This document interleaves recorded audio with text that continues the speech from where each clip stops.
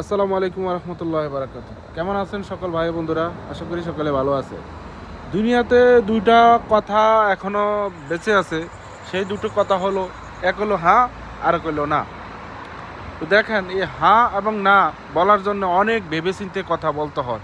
কেননা হ্যাঁ দিয়ে একজন খুনের আসামি সে খুন থেকে বেঁচে যাইতে পারে, আবার না দিয়া সে জেলও যাইতে পারে। আবার দেখেন, একই জিনিস হ্যাঁ দিয়া সে খুন করছে, আবার না দিয়া সে খুন করে না। তো দেখেন, একই জিনিস একই কিন্তু দুই ভাগে প্রয়োগ করতে হয়। কিন্তু আসলে সেই প্রয়োগ করার জন্য নির্দিষ্ট সময়, নির্দিষ্ট জায়গায়, নির্দিষ্ট স্থানে, নির্দিষ্ট বুদ্ধি করে সেই কথাগুলো বলতে হয়।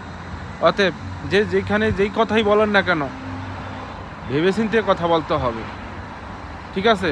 আর যদি ভেবে না বলেন, তাহলে আপনার জীবনে অনেক বড় ক্ষতিও হতে পারে, আবার অনেক ভালোও হতে পারে। অতএব সেই কথাগুলাই ভেবেচিন্তে বলতে হবে। আপনি যেখানে হাঁয়ের জায়গায় হাঁই বলবেন, আর যেখানে না, নায়ের জায়গায় নাই বলবেন।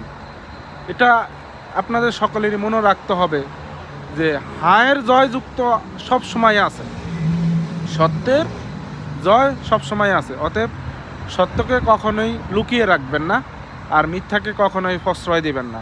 মিথ্যাকে মিথ্যাই বলবেন, আর সত্যকে সত্যই বলবেন।